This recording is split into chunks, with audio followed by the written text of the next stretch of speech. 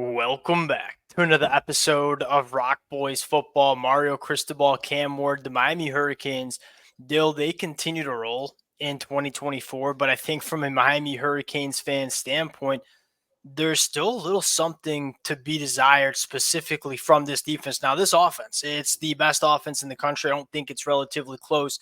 If this team wants to morph into a really dangerous team in the college football playoffs, I think you need to see some steps from this Miami Hurricanes defense. And they're going up against the Georgia Tech offense that, look, the big caveat is quarterback Haynes King going to be healthy and playing for this Georgia Tech team. And if he is, this Georgia Tech offense can put you under a lot of pressure from a lot of different ways. Haynes King is people forget Haynes King led the ACC in passing touchdowns last year, and I think the big bugaboo was the turnovers in 2023.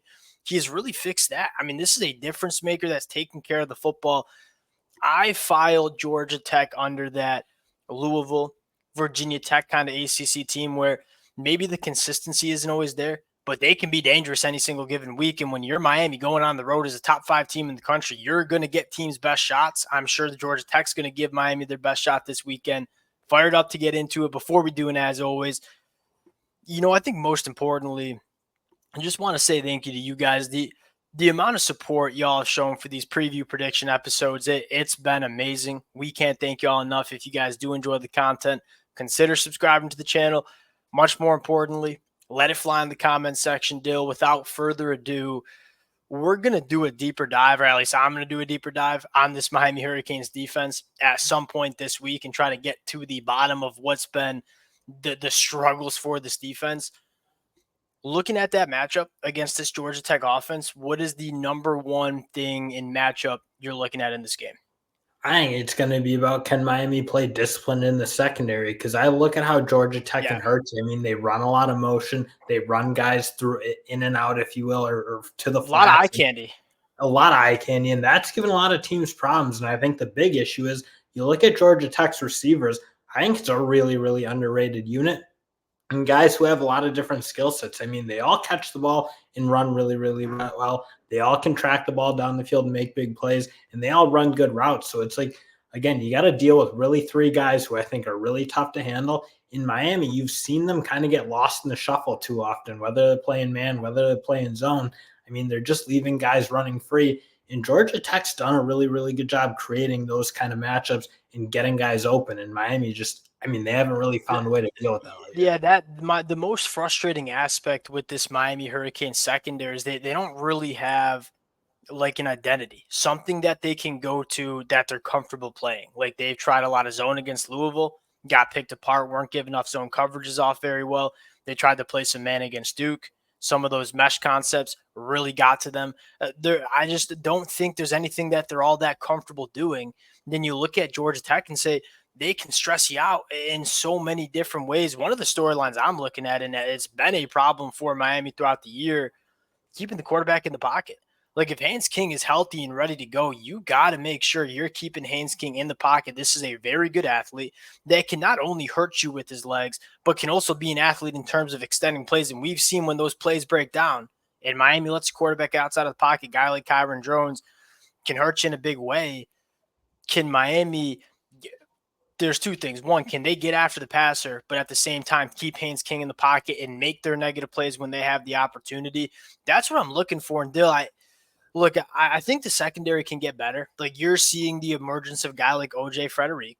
I think Zaquan Patterson's playing some good football at the safety position. OJ Frederick's playing like a low-key Dill. Last 3 games for OJ Frederick, 14 targets, 2 catches.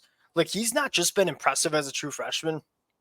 This kid's been like an all ACC caliber cornerback, which is massive for Miami. Like if you have one side of the field that you can really trust, now you can start kind of allocating a little bit of help to some other areas.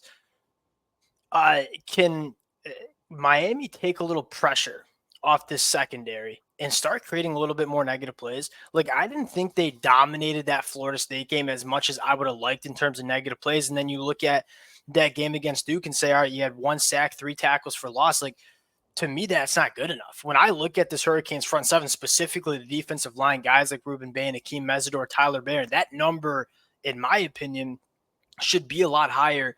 Yes, we have question marks about the secondary, but can the defensive line start getting a little bit more disruptive and potentially take a little pressure off a secondary that clearly needs a little bit of help here in 2024. Because honestly, that was always going to be the idea. I mean, you look just at the pure personnel of what Miami was going to have in the secondary. You certainly had your questions. They had a lot of guys to replace. It wasn't one of the positions that you felt like you had a ton of young talent coming up Yeah. who were like not going to be true freshmen at least. So again, you knew you were going to be super young. You knew you were going to like have to deal with kind of that turnover, if you will.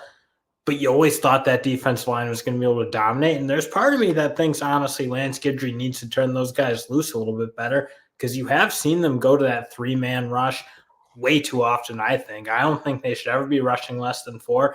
And they should, like, their game should be predicated on how disruptive He's trying. Like, it's not from a lack of trying for Lance Guidry. Like, he is trying everything. He's trying to bring pressure. He's rushing 3, dropping 8. It's just like nothing really seems to be working. And you just kind of hope. Because look, the ceiling of this Miami Hurricanes team with this offense is so freaking high. If you can just figure out this defense and get a little bit more consistency from that unit, this could be one of the most this is one of the most dangerous teams in the country. And you're just kind of hoping. I don't know if I have the answers.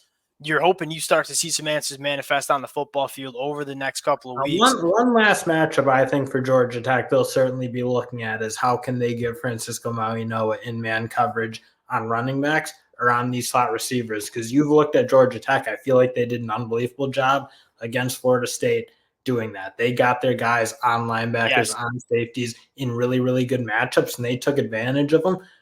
Francisco Mauigoa has gotten caught out in some really tough matchups. Now, I mean, he's honestly That's not done his fault. And he's done the best he can. He's not made him easy plays, but those plays are to be had if he gets caught on a but that's just not Kiko's fault. And that's like part of my frustration with Lance Guidry. Like that shouldn't be happening as much as it is. Like you shouldn't have Kiko matched up on a running back out in space or on a slot wide receiver. Like that's happening way, way, way too much. They gotta fix that. And you're right. Like that Georgia Tech offense, like abused those linebackers in coverage. I guarantee you they're going to try that again. One other thing, tackling in space continues to be a little bit of a problem for Miami. Again, it's just the fundamentals for this defense. And when you're dealing with Haynes King at quarterback or Jamal Haynes at running back or a guy like Eric Singleton who's very good after the catch, I mean, they got legitimate playmakers. You can't miss tackles because that's a 10-yard play that can go for 70 if you start missing some tackles. Let's flip the sides, and this is probably the biggest disadvantage that you'll see in this football game. Like this Georgia Tech defense, it's gotten better since 2023. There's no arguing that, but it's certainly not a good unit in the ACC. You're going up against the Miami Hurricanes offense that's not only the best unit in the ACC, but it's, I think, the best offense in the country. At least the numbers say it. The film says it. What makes this and what I would like to see Miami do, talk about maybe taking a little pressure off the defense, run the football a little bit more. You know, we've talked about this for the last couple of weeks, but even going back to the game yesterday against Duke, they run so much from like that RPO look where they're not really asking their offensive linemen to get to the second level and really move some bodies off the line of scrimmage because Cam Ward has the ability to pull it and throw it. I'd like him to do some more design runs and ask this big offensive line that can be extremely physical to move some bodies off the football, get Mark Fletcher and Damian Martinez a little bit more vertically pressing that line of scrimmage.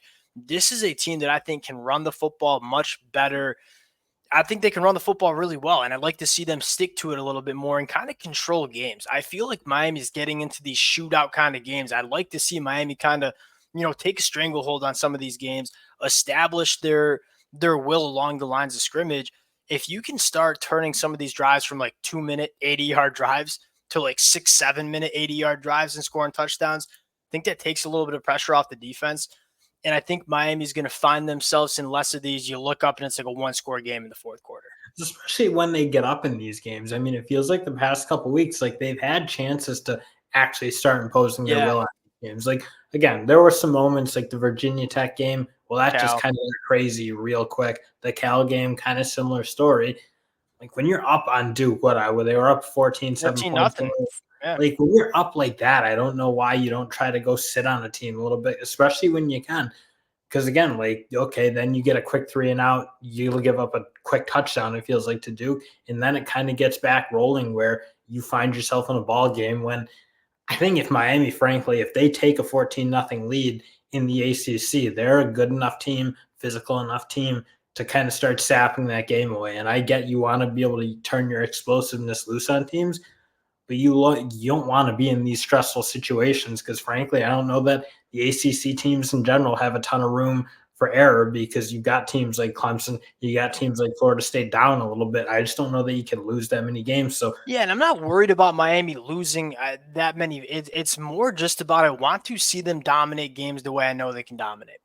And it seems like at points, and I know I sound like an idiot when I'm getting up here and saying, like, oh, start running the football and you have Cam Ward in the backfield. Like, look, I can't let Cam Ward do his thing. But when you have the opportunity to take over a football game and kind of put away an opponent, I want to see Miami do that more. The best way to do that is run the football and control how you want the game to be played. I feel like so many times it starts getting into the shootout back and forth kind of look for Miami. That's I think for Miami fans, like they want to enjoy their Saturdays. We don't want to be sweating every single Saturday, and you want to see Miami kind of go dominate a football game and take a little bit of pressure off a defense that I think could use a little bit of help from this offense. If you're Miami, it's good to know you can win a shootout against just about anybody in the country, but you don't want to find yourself in shootouts every single week. I think that's kind of what it comes down to. Dill, let's get into the pick here. Miami 12.5 point favorites here on the road against Georgia Tech. And let's just assume that Haynes King is going to play. Who you got here? I mean, I honestly kind of like Georgia Tech to cover it. I don't love them to beat it, but like frankly, I look at Miami, even though that Duke score got away from them a little bit, that was a really, really close game. They've just been playing games too close. Again, I think Georgia Tech does a lot of things that'll challenge Miami on the defense side of the ball. So I look like I could see this being like a 42-30 type game or something of that ilk. And in that place, you don't cover your 12.5. So I look again, I until Miami proves to me that that defense is going to play some real dominant football, I think when you see these kind of bigger spreads, and 12.5 is not a huge spread, I wouldn't say, but it's not really a narrow one. I mean, I'm Yeah. probably going to take the spread until Miami's Uh, defense starts picking it up. yeah, no, it's hard to argue, especially Miami hasn't been outside of that Florida game week one. They haven't been great on the road. They play Louisville awfully close. They play Cal awfully close. I'm going to take Miami. And again, I just ain't going to bet against Cam Ward. And again, you even look back to that Miami Duke game and say Miami played really bad football. They still covered the spread. What was it, 21.5 points? I believe they covered it. Like Cam Ward just can put up so many points. And I think at the end of the day, I'm just waiting for this team to maximize themselves on defense. I'm waiting for that defensive line to take over some football games. We've seen the glimpses of it. We haven't seen the consistency of it. Dill, I'm really excited to see what this Hurricanes defense looks like because I think you're right. Georgia Tech can put a lot of pressure on them from a lot of different ways. We'll wrap it up there. Appreciate you guys rocking with it. If y'all do enjoy the content, consider subscribing to the channel. Appreciate you guys. We'll talk to y'all later. Peace.